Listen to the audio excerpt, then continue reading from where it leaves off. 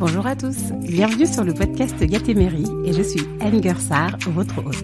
Après avoir passé plus de 6 ans à développer et lancer des business dans plus de 10 pays africains, j'ai vécu une longue traversée du désert qui m'a poussée à lancer ce podcast dans lequel j'explore la notion de la réussite avec des invités au parcours et horizons très divers. Parce qu'on met souvent en avant un modèle de réussite linéaire, je veux challenger cette notion pour que chacun puisse se l'approprier et se poser la question « Qu'est-ce que réussir ?» À quel moment je peux me dire que j'ai réussi ma vie? Qu'ils soient entrepreneurs, salariés, sportifs ou encore artistes, mes invités me partagent leur définition et leur recette de la réussite à travers 2 formats. Un lundi sur 2, je vous partage les récits de vie de Gatémerie, pendant lesquels j'entre dans l'univers de mon invité pour découvrir l'envers du décor de son parcours, notamment ses questionnements, ses doutes et ses prises de décision qui lui ont permis de redonner plus de sens à sa carrière. Et une fois de temps en temps, je n'ai pas encore trouvé le rythme pour l'instant, mais ça viendra avec le temps, je vais vous partager les tips de Gatémerie où des invités répondent à vos questions sur une thématique particulière pour vous partager des conseils actionnables immédiatement. Mon objectif dans ce podcast est de vous inspirer et de vous donner des outils concrets pour vous rapprocher de votre propre réussite. Si vous aimez ce podcast, la meilleure façon de me donner un coup de main est de mettre une note sur Apple Podcast, mais surtout d'en parler autour de vous. Le bouche à oreille est le meilleur moyen de faire connaître ce podcast. Et comme vous êtes mes meilleurs ambassadeurs, je sais que je peux compter sur vous. Allez, c'est parti pour l'épisode de la semaine.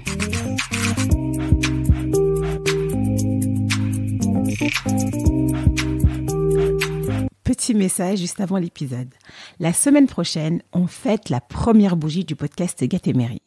Et comme vous êtes nombreux à me le demander, je vais me prêter à l'exercice et passer de l'autre côté du micro pour vous en dire plus sur mon cheminement grâce au podcast et vous parler de mes futurs projets. Ne ratez pas cet épisode bonus qui sera diffusé lundi prochain. Assez parlé, je laisse place à mon invité du jour. Pour ce nouveau récit de vie de Gatémerie, j'ai la joie d'accueillir Claire Gibault. Chef d'orchestre et fondatrice du Paris Mozart Orchestra. Claire débute sa carrière à l'Opéra National de Lyon, puis part en Italie, où elle devient la première femme à diriger l'orchestre de la Scala de Milan. Elle dirige d'autres orchestres dans le monde entier, et à son retour en France, elle se heurte à un vrai plafond de verre. Une traversée du désert qui la mènera à être députée au Parlement européen pendant 5 ans, avant de créer le Paris Mozart Orchestra, son propre orchestre dont les valeurs fondatrices reposent sur la lutte contre toute forme de discrimination. Avec Claire, on a parlé de leadership, de transmission, de ses enfants, de comment elle a su s'imposer dans son milieu artistique, de spiritualité et de plein d'autres sujets. Je peux le dire, j'ai eu un vrai crush pour Claire. J'ai été touchée par sa force tranquille, sa douceur et sa gentillesse, mais je ne vous en dis pas plus et vous laisse découvrir ma conversation avec Claire Gibault. Bonjour Claire. Bonjour Enger. Je suis ravie, merci de m'accueillir pour enregistrer cet épisode. Bienvenue, c'est un plaisir, il fait beau. C'est ça. Et on a une jolie vue, surtout Paris. on est assez bien là. Alors Claire, pour préparer votre épisode, j'ai réécouté plusieurs de vos œuvres. Et il y en a une qui m'a particulièrement touchée, c'est la symphonie numéro 5 de Schubert.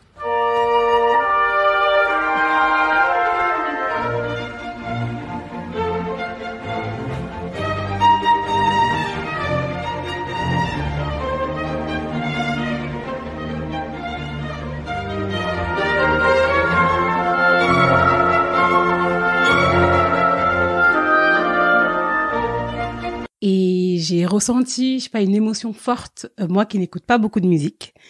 Et je me suis demandé combien de moments de grâce comme ça Claire a dû vivre dans sa carrière.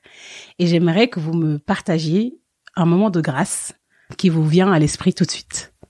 Mais il y a beaucoup de moments de grâce, c'est ça qui fait le charme de mon métier et qui fait que c'est une véritable passion. Il y a l'amour de la musique et puis il y a tellement de belles partitions, de grands chefs-d'œuvre et quand on les prépare pour un concert avec beaucoup de profondeur et qu'on y exprime quelque chose de particulier, d'intime, eh bien cette rencontre avec les musiciens, avec la musique,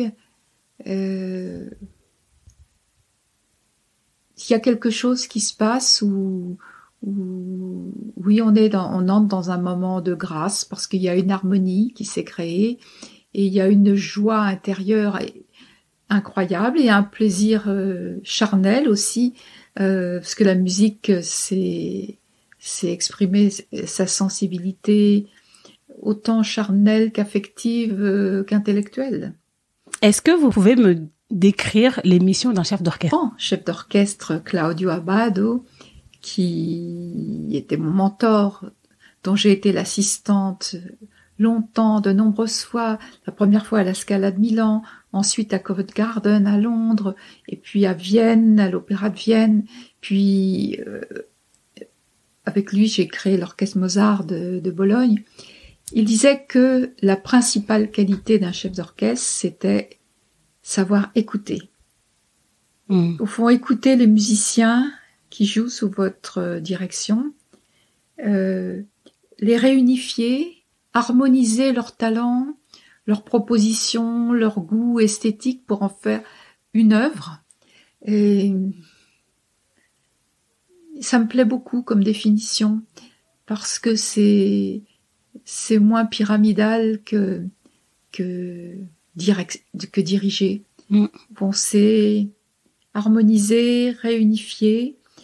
Bon, le chef d'orchestre, il a préparé toute la partition et les musiciens, quelquefois, ne la connaissent que de façon fragmentaire. Donc, chacun apporte ses connaissances, son vécu, son appréciation, son éducation. Mais ce qui est merveilleux, c'est quand on vibre tous sur la même corde, c'est-à-dire que on en a une vision commune et des moyens techniques en harmonie pour l'exprimer. Et comme vous le dites, vous avez plusieurs musiciens qui ont chacun leur talent, qui ont chacun leur vision, qui ont chacun leur singularité. Et vous, votre but, c'est de les faire vibrer sur la même corde et d'aller vers un but commun. Quels sont vos secrets, j'ai envie de dire, pour réussir à créer cette harmonie-là, sans pour autant cloisonner chacun dans son périmètre d'action? Vous voyez? Comment vous arrivez à libérer les potentiels et à libérer les énergies pour arriver à un but commun? En tout cas, pour moi, c'est indispensable la bienveillance à l'égard des musiciens, parce que quand on a la chance de pouvoir choisir les musiciens avec lesquels on travaille, c'est qu'on les estime profondément et qu'on a des choses en commun à dire. Mais il y a des musiciens qui vous expliquent que dans certains orchestres, ils ont tellement peur d'être blessés par le chef d'orchestre ou humiliés qu'ils prennent des bêta-bloquants. Et c'est pour moi scandaleux, quoi. Le chef d'orchestre, il est là pour mettre ses musiciens en valeur, faire avec les talents singuliers de chacun, donc la bienveillance, le partage des avis, de discuter avec eux, et voilà. D'accord, super. Et je suppose que pour faire un concert, il y a un temps de préparation énorme. Et sur scène aussi, le fait de tenir tout un concert sur la durée, c'est aussi un temps de concentration qui est hyper important. Comment vous faites? Est-ce que quand vous arrivez sur scène, avant d'arriver sur scène, vous avez le trac? Et si oui, comment vous le surmontez? Alors, c'est vrai qu'il y a un grand temps de préparation chez soi avant d'arriver déjà aux répétitions devant l'orchestre. Il faut connaître mentalement très très bien la partition, on peut la jouer au piano, et puis maintenant on peut écouter d'autres enregistrements. C'est vrai que il y a toujours un petit peu de trac, même avant les répétitions. Il y en a toujours un peu avant le concert, mais c'est un trac positif pour moi maintenant. Parce que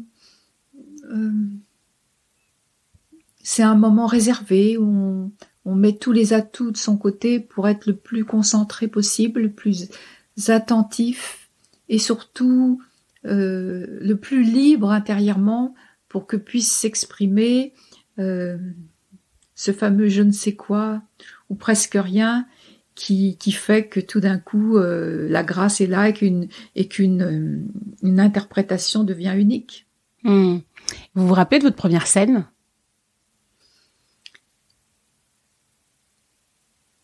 Je ne sais pas si c'était ma première scène, mais je me rappelle que mon premier concert, Salle Gaveau, quand j'étais étudiante au Conservatoire national supérieur de musique de Paris, et ça m'avait valu la une de France Soir, avec en première page, donc, un homme a marché sur la Lune, Neil Armstrong, une femme a dirigé un orchestre, Claire Gibault. Génial. Et j'avais trouvé ça ridicule parce que je pense que la disproportion entre les deux exploits était quand même assez ridicule.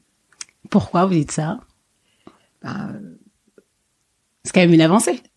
Oui, mais un grand pas, un petit pas pour l'humanité, un petit pas pour l'homme et un grand pas pour l'humanité. Mais j'avais, moi, l'impression d'avoir fait un grand pas pour une femme, mais j'avais pas l'impression que ça soit déjà un grand pas pour l'humanité. Je comprends. Et ça, vous l'avez quel âge à l'époque? C'était encore au conservatoire. Est-ce que c'était, il me semble, à l'âge de 26 ans, quelque chose comme ça. C'est fou. Super. Du coup, c'est une bonne transition pour ma prochaine question. J'allais vous demander d'où vous est venue cette passion pour la musique. Je sais qu'elle vous a été transmise par votre papa. Est-ce que vous pouvez me dire d'où lui est venue cette passion-là et comment cette transmission s'est faite avec vous? Mon père est issu d'un milieu très simple, paysan, un petit village de la Sarthe, Changé, et avec des études jusqu'au certificat d'études. Et il faisait partie de la clique, c'est-à-dire du petit orchestre de vent du village. Dans sa famille, sa mère, paraît-il, avait une belle voix et chantait pour les bals. C'est tout ce que je sais des origines musicales du côté paternel. Mais ça a été une véritable passion pour mon père et peut-être aussi une forme d'ascension sociale parce que après la clique du village, il est entré au conservatoire du Mans. Ensuite, il est rentré au conservatoire de Paris parce qu'il était doué et qu'on l'avait remarqué. Et ensuite, il a quand même enseigné au conservatoire du Mans. Donc, quand j'ai eu 4 ans, comme il avait la classe pour les débutants, j'étais dans sa classe et c'était un bonheur quand il m'emmenait de la maison au conservatoire en me tenant par la main pour aller suivre le cours de solfège. Et j'étais passionnée par le solfège. Je me souviens que un jour est venu l'inspecteur de l'éducation nationale et du ministère de la Culture pour vérifier le niveau de la classe de mon père et tester son enseignement, puisque c'était un conservatoire officiel. Et l'inspecteur avait apporté un morceau de musique à déchiffrer, à solfier, et que mon père ne connaissait pas, que nous ne connaissions pas. Et il n'a pas dit que j'étais sa fille, il a fait celui qui cherchait dans toute sa classe, et il a dit, toi la petite là-bas, viens déchiffrer au tableau le morceau que monsieur l'inspecteur a amené. Et je me souviens que je l'ai déchiffré parfaitement, et que ça a impressionné l'inspecteur, et que mon père était très content. Et que je me suis dit que mon père croyait en moi, qu'il croyait en mon talent, qu'il avait confiance en moi. Et moi, j'avais l'impression que je l'avais sauvé de quelque chose. Et je pense que pour une fille, cette confiance faite par le père, c'est extrêmement fondateur pour toute la vie. Super. Et donc à 13 ans, vous commencez à diriger l'orchestre du lycée? Non. Non. L'orchestre du conservatoire. L'orchestre du conservatoire, excusez-moi, du coup c'est très bien. Ce qui est quand même très très jeune, hein, à 13 ans. Quelle était votre vision à l'époque? Est-ce que pour vous, c'était à 13 ans, vous saviez exactement là où vous vouliez aller, vous voulez être chef d'orchestre, vous voulez faire chef d'orchestre comme métier? Ou est-ce que vous partiez un peu par la passion et vous faisiez les choses de manière naturelle et sans plan? Je pense que j'étais assez pénible parce que il fallait que je sois première en classe et une fois j'ai été deuxième, une fois quatrième. il y avait un désir d'être en premier plan. D'accord. Mes parents me disaient que quand on partait en vacances, je travaillais sur l'itinéraire et je décidais presque des chemins par lesquels on passait et où on s'arrêtait. Donc, il y avait quelque chose qui devait être insupportable. Et quand je suis rentrée à la classe d'orchestre, toute jeunette, avec mes copains, j'ai tout fait pour arriver au poste de violon solo, qui était déjà un poste de leader. Ça me plaisait d'être leader, hein, et d'entraîner les autres. Et puis quand le directeur du conservatoire s'absentait, puisqu'il était le chef d'orchestre de la petite classe d'élèves, d'accord, il me demandait, moi qui étais le violon solo de l'orchestre, de prendre sa place sur le podium pour faire travailler mes copains. Et j'adorais ça. Il y avait le fait d'être leader, parce que j'avais plein de choses à dire et que j'étais impatiente de les dire. Puis il y avait aussi la joie de communiquer, la joie de transmettre. Et ça a toujours été une espèce de thérapie pour moi, de cette transmission et cette communication avec les autres. Je vois. Et vous quittez Le Mans à l'âge de 16 ans pour venir à Paris. Comment étaient vos premières impressions quand vous êtes venu à Paris? Qu'est-ce que vous avez fait? Qu'est-ce que vous a le plus marqué pendant ces années-là? Alors, j'avais une chambre de bonne sous les toits, en face de la Sorbonne. Je prenais boulevard Saint-Michel, le bus 28 pour aller au conservatoire rue de Madrid. Je travaillais le mercredi et le samedi à la Fnac, ou quelquefois j'ai même travaillé au bazar de l'Hôtel des Villes pour pouvoir avoir un peu d'argent quand même, pour sortir un tout petit peu. J'allais beaucoup au cinéma rue Champollion, et j'ai vu au moins 4 ou 5 fois La règle du jeu de Jean Renoir. C'était mon film vraiment préféré. Et puis j'ai vécu ma vie au conservatoire, voilà, avec un professeur qui était très attentif à ce que je faisais, Manuel Rosenthal, dans la classe de direction d'orchestre. Et je suivais les cours d'harmonie, de contrepoint, de fugue, d'histoire de la musique, d'esthétique. Puis j'avais des amis. Voilà. J'aimais beaucoup ça. Super. Et après vos études, donc vous commencez à travailler à Lyon en tant qu'assistante chef d'orchestre. À l'Opéra de Lyon. À l'Opéra de Lyon. Qu'est-ce que cette expérience vous a appris? Si vous devez me dire les quelques apprentissages que vous avez tirés, je pense qu'ils sont énormes, hein, mais si vous pouvez les résumer, ça serait quoi? Le travail d'équipe, j'ai appris là-bas, le travail d'équipe avec un metteur en scène, un décorateur, un éclairagiste, la connaissance du monde de l'opéra, la connaissance des chanteurs, parce que tout ça, je l'avais pas appris au conservatoire. Et cette passion pour des disciplines transversales qui me tient toujours d'ailleurs, puisque tous les ans je commande pour l'orchestre, pour mon orchestre, ce qu'on appelle un mélologue, c'est-à-dire une pièce musicale qui donne autant d'importance au texte parlé qu'à la musique. Il y a tout ce qui... Au fond, j'ai jamais voulu m'isoler uniquement dans le milieu musical. J'avais besoin toujours de chemins de traverse, et surtout de confronter les disciplines artistiques, de saisir toutes les correspondances qu'il y a entre les arts.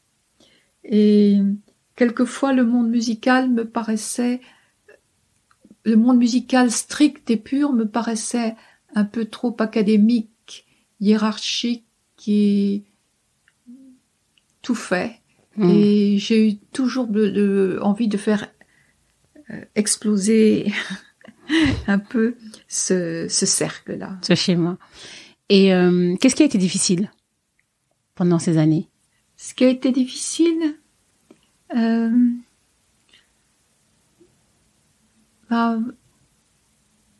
c'est que j'ai donné la priorité à ma vie professionnelle sur ma vie personnelle et privée.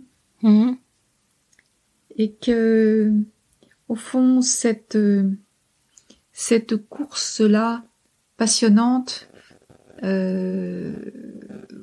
pour accomplir sa carrière. Elle demande beaucoup de solitude, elle demande aussi, elle crée aussi certaines frustrations. Et j'ai d'autant plus aimé mon métier que j'adore, hein. Mais à partir du moment où j'ai adopté mes 2 enfants et qu'il y avait cette complémentarité entre une vie privée et une vie professionnelle. Donc après, vous êtes parti en Italie, pendant la grande aventure avec Claudio Abbado. Qu'est-ce qui vous a poussé à partir? Qu'est-ce qui vous motivait à partir en Italie et à quitter l'Opéra de Lyon? Et qu'est-ce que vous en avez appris de cette expérience-là? Non, mais j'avais...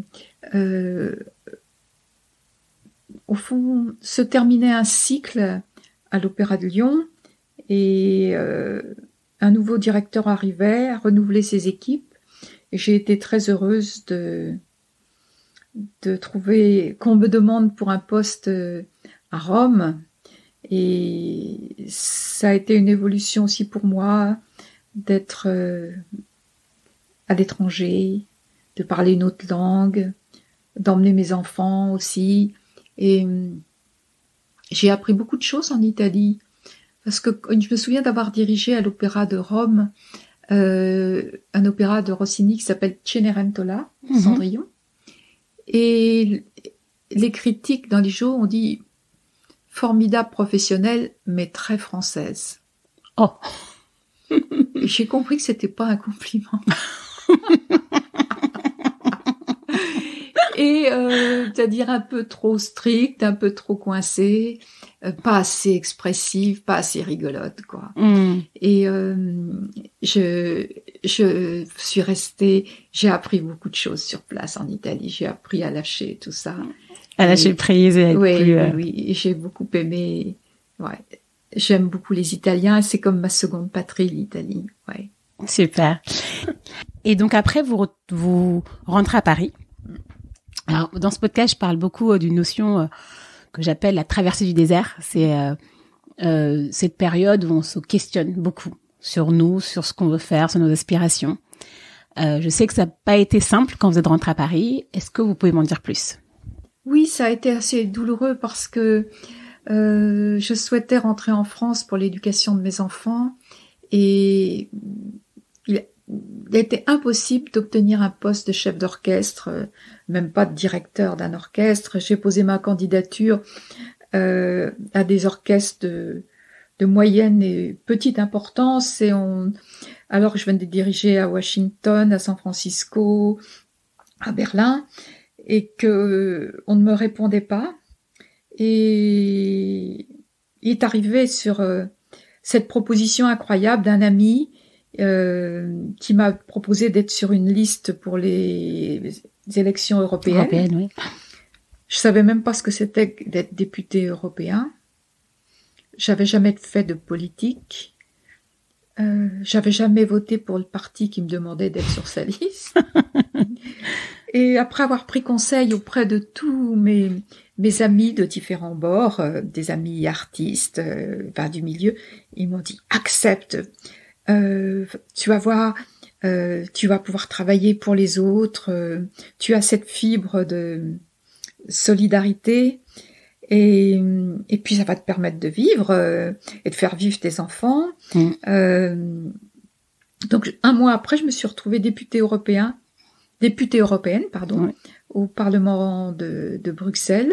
C'était 5 années passionnantes, en effet, un peu se décentrer de soi-même et être à l'écoute des politiques culturelles de toute l'Europe et de se faire un avis et d'être peut-être aussi, je suis devenue plus préparée à affronter l'économie de la culture européenne. Et bien sûr que je n'ai pas souhaité continuer parce que je voulais me consacrer à la musique, ça me manquait trop. J'ai continué quand même pendant ce mandat européen à être auprès de Claudio Abbado à l'Orchestra Mozart di Bologna. J'étais son assistante et je dirigeais mes concerts, mais quelquefois je le remplaçais. Et c'était passionnant. Mais je souhaitais de retourner complètement à la musique. Et avec la bénédiction de Claudio Abbado, j'ai créé le Paris Mozart Orchestra. La grande histoire. On va y venir. Il y a très peu de femmes chefs d'orchestre. Quand même le dire, les chiffres sont édifiants. C'est moins de 6%, c'est ça? Ouais. Déjà, pendant votre carrière, bon, vous l'avez dit, hein, je pense que cette traversée du désert-là a aussi été due au fait que vous soyez une femme. C'était un vrai plafond de verre. Voilà. Moi, je suis de la génération qui a reçu toutes les condescendances, les offenses, le mépris, le dédain, l'ironie, ouais. Comment vous réagissez à ça? Vous savez, ce mépris, ce dédain des hommes et des... En réalité, je savais qu'il fallait que je sois obstinée et têtue, et je l'étais naturellement. Ça aide. En plus, depuis l'enfance, j'avais l'impression d'être missionnée sur Terre pour avoir quelque chose à dire. Super. C'est ridicule, mais c'est comme ça. Mais ça vous donne des forces. J'avais une bonne santé, j'avais beaucoup de volonté. J'ai analysé les choses et j'ai trouvé ça totalement injuste. Donc, je me suis battue tout le temps. On m'avait dit que les femmes devaient se battre de façon glamour et joyeuse, qu'il fallait pas pleurnicher. Donc, je me suis battue joyeusement tout le temps. J'ai réussi à faire une belle carrière. Mais c'était une conquête de chaque jour, oui. Je vois. Et donc, le Paris Mozart Orchestra, vous l'avez créé. Quelle est sa mission, tout d'abord? Bien, je souhaitais créer un orchestre où les relations avec les musiciens ne reproduisent pas toutes les formes de discrimination que j'avais subies pendant ma vie. Donc c'était un orchestre où la parité femmes-hommes était respectée, surtout au poste de responsabilité. Dans la charte que les musiciens ont dû signer pour participer à cet orchestre, il y avait aussi l'égalité de salaire entre le chef et les musiciens, parce que je trouvais qu'on devait créer une vraie fraternité avec des gens qu'on estime, et que voilà, je trouvais que c'était que justice. Les remboursements des babysitting pour les jeunes hommes, jeunes femmes qui travaillaient le soir avec moi ou le week-end. Mm-hmm. Parce que la compatibilité entre la vie professionnelle et de haut niveau et la vie personnelle, c'est une chose qu'on doit réaliser, et c'est possible. Mm. Il n'y a pas de raison de s'atrophier pour réaliser ce qu'on a envie de réaliser. Et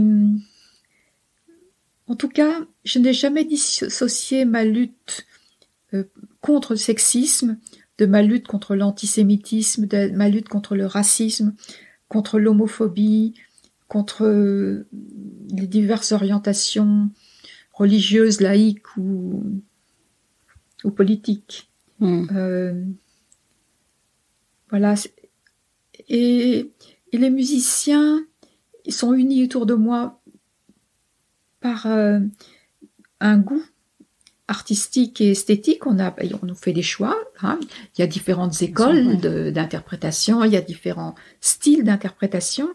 Mais donc, tous ceux qui sont venus jouer dans le Paris Mozart Orchestra, ça veut dire qu'on a une même conception de la carrière, aussi de la pratique, mais aussi des relations humaines et des relations sociétales. Et ça nous lie encore plus. On est tous des amis profonds, voilà. Super.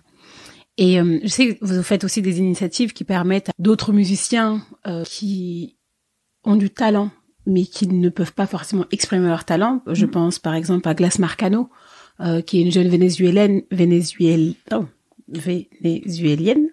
a pu concourir à un concours que vous avez... le concours La Maestra. La Maestra. Réservé aux femmes chefs d'orchestre.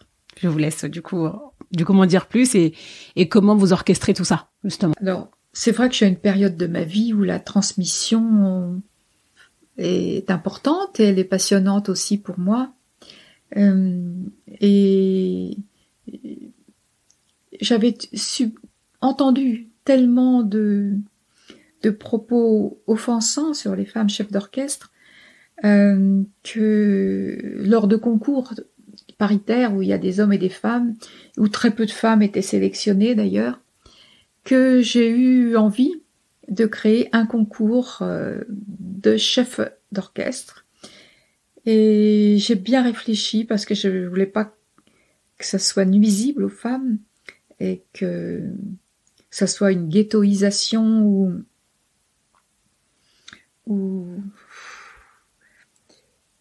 en tout cas, je savais qu'il fallait faire quelque chose pour mettre en lumière les nombreux talents féminins qui n'arrivaient pas à s'exprimer.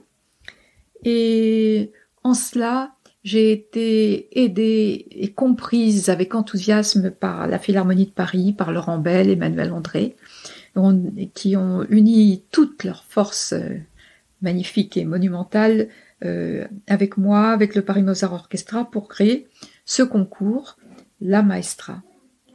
Et on est absolument d'accord sur la lutte contre toutes les formes de discrimination. Et ça a été un bonheur pour moi parce qu'on a reçu 220 candidatures, c'était notre premier concours. Donc 220 candidatures de 51 nationalités. Et parmi les excellentes femmes, on a sélectionné une jeune vénézuélienne, noire. C'était la première fois qu'une jeune femme noire accédait au poste de chef d'orchestre.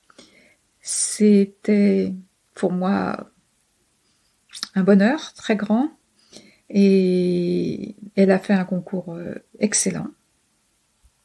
Et le lendemain du concours, bien qu'elle n'ait pas eu les 3 premiers, elle n'était pas dans les 3 premiers prix, mais elle a eu le prix de mon orchestre. Ça veut dire que tous on est unis pour lutter contre toutes les formes de discrimination. Elle a décidé de rester en France. Et donc ça fait 6 mois qu'on l'épaule, on la guide, on la forme et on l'aide à s'épanouir dans ce beau métier. Super. Il y a une autre notion, mis à part la traversée du désert, que j'aime beaucoup, c'est le sweet spot. Le sweet spot, c'est l'endroit où on sent à sa place. Pouvez-vous me dire en quoi vous vous sentez à votre place aujourd'hui ? Peut-être que à mon âge, on n'est plus en développement de carrière ni en recherche de carrière et ça rend votre parole libre. Vous vous sentez libre d'être vrai et donc peut-être que c'est pour ça que ma parole est recherchée. En même temps, je me sens libre aussi avec mon orchestre d'exprimer vraiment tout ce que j'ai envie d'exprimer parce qu'ils savent que je les respecte profondément. J'ai une équipe aussi formidable. Donc je me sens à ma place en ayant fondé une TPE qui d'une certaine façon bouleverse un peu les habitudes et les prisons du marketing de la culture. Et au fond,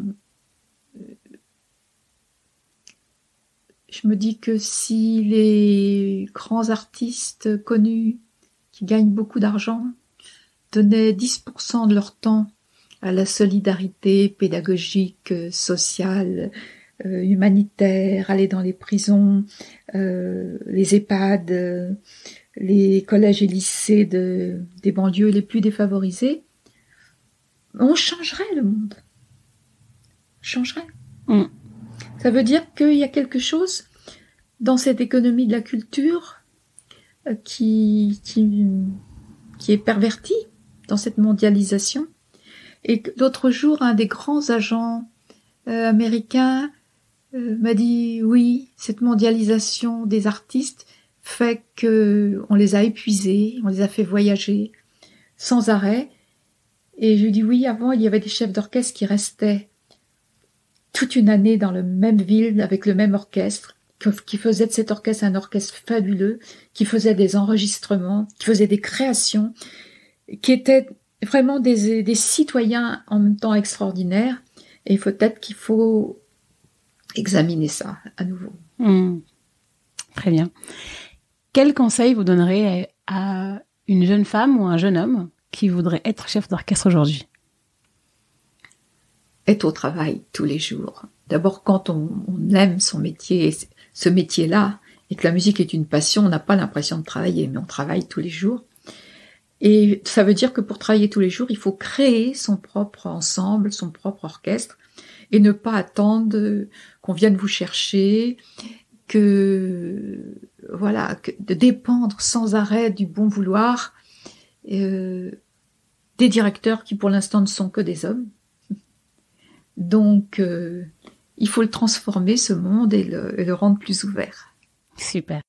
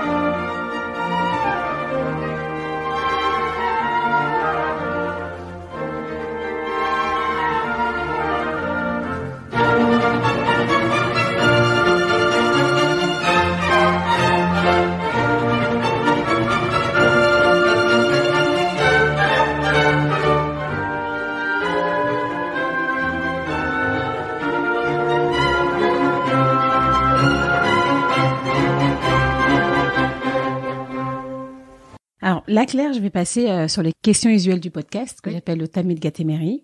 Pendant vos différentes transitions, quelle a été votre plus grande peur et comment vous avez su la surmonter? Il y a la peur de tous les artistes qui sont ce qu'on appelle en freelance. C'est de pas boucler les fins de mois. Et quand on a des enfants à élever, on y est attentif. Et là, en ce moment, pendant la pandémie, tous les intermittents du spectacle souffrent beaucoup et sont très angoissés parce que c'est très difficile de payer son loyer si on ne se produit pas en public. J'ai eu de la chance parce que j'ai eu 27 ans de ma vie à l'Opéra de Lyon où j'avais un salaire fixe. Il y a eu ces 5 ans au Parlement européen où j'avais un salaire fixe. Donc, il se trouve qu'à mon âge, je touche des retraites qui sont confortables. Ma peur, au fond, de toute la vie, c'est toujours la solitude et j'ai choisi un métier qui fait que je ne suis jamais seule. Quelle est la leçon de vie que vous avez pris le plus de temps à apprendre? J'ai eu beaucoup de mal à trouver un peu d'humilité parce que c'est des métiers qui développent l'ego, le narcissisme d'une façon incroyable. Et puis on a des privilèges et on s'habitue très vite aux privilèges et on devient vite insupportable. La notoriété est un poison c'est pire qu'une drogue, c'est une addiction, c'est jamais assez. Donc j'ai fait un gros travail j'ai dû faire un gros travail sur moi-même pour abandonner un petit peu tout ça et vivre de la musique et par la musique autrement. Et être aussi heureuse dans un collège à Sarcelles à communiquer avec les prisonniers de Fresnes, que d'être sur la scène à la Philharmonie de Paris. Et voilà, tout a sa valeur et il n'y a pas de hiérarchie. Qu'est-ce qui vous fait lever du lit le matin? Quel est votre moteur dans la vie? mon moteur, c'est de donner de l'amour et de la joie aux gens qui m'entourent. C'est très bien. Qu'est-ce que la réussite pour vous? La réussite, c'est de vivre en accord avec ses valeurs et de ne pas les monnayer. Et d'être entouré de beaucoup d'amis qui ont les mêmes valeurs. Comment est-ce que vous progressez de manière personnelle? Pour moi, il n'y a que la prière et le retour sur soi et la conscience de tout ce qu'on a fait qui a pu créer du mal, de la tristesse, du désagrément aux autres, et il faut se surveiller sans arrêt, parce que même avec les gens qu'on aime, sans le vouloir, et avec les meilleures intentions, on les blesse. Est-ce que vous avez un livre à me partager, un livre qui vous a particulièrement marqué et que vous voudrez recommander? Les frères Karamazov de Dostoïevski. J'aime la littérature russe, et puis c'est un chemin initiatique, le chemin d'Alyosha, et peut-être celui qui m'a posé question toute ma vie, qui continue de me poser question, comment ne pas avoir peur de la mort. Super. Est-ce que vous avez un mot de la fin, quelque chose qui vous tient à cœur, que vous voulez partager, qu'on n'a pas pu évoquer, ou bien juste un conseil aux auditeurs et à moi-même? Non, vous restez comme vous êtes. Restons comme on est. Super. Vous avez dit beaucoup de choses, hein, donc. Là, je sais pas. Ce qui aide aussi à vivre pleinement les bons moments et en créer, c'est de savoir pardonner. Se libérer des offenses ou des condescendances, et à souhaiter le meilleur à ceux qu'on croit ses ennemis, qu'ils sont peut-être pas tant que ça. Si les auditeurs veulent vous suivre ou vous joindre, il y a le site du Paris Mozart Orchestra, que je mettrai, et puis vous êtes active sur les réseaux sociaux également. Oui, absolument. Twitter, LinkedIn. Et le site La Maestra aussi. Et oui, le site clairement La Maestra. Je mettrai tout en référence. Ouais, un grand merci. C'était un plaisir de parler avec vous, et j'espère qu'on va se revoir pour d'autres choses. Oui, bien sûr, on va se revoir, Claire. Merci beaucoup. À bientôt. Merci pour votre écoute. Vous trouverez toutes les références dont on a parlé sur le descriptif de l'épisode ou sur le site internet www.gatemery.com. J'espère que cet épisode vous a plu. Si c'est le cas, n'hésitez pas à me le dire sur les réseaux sociaux, Instagram sous le pseudo @gatemery, ou bien sur LinkedIn directement en me contactant, Engersar, N'_Geursa2R. Je serai ravie de vous lire. Je vous en parle depuis un moment. Je lance la newsletter de Gatemery. Cette newsletter est très axée sur l'ouverture et la curiosité. Donc si vous voulez développer votre ouverture au monde et apprendre de nouvelles choses en plus du podcast, je vous invite à vous inscrire sur le lien qui est en descriptif de l'épisode ou directement sur le site. Enfin, aidez-moi à promouvoir tout ce travail, car c'est beaucoup de travail le podcast. Et la meilleure façon de le faire, c'est de me mettre une note 5 étoiles sur Apple Podcast, ou tout simplement de le partager autour de vous. Envoyez l'épisode qui vous a plu par message, postez sur les réseaux sociaux, une story Instagram, un post LinkedIn, ça m'aide énormément. N'oubliez pas de vous abonner à votre plateforme d'écoute préférée pour ne pas rater les prochains épisodes. Portez-vous bien et je vous dis à très vite pour le prochain épisode de Gatemery.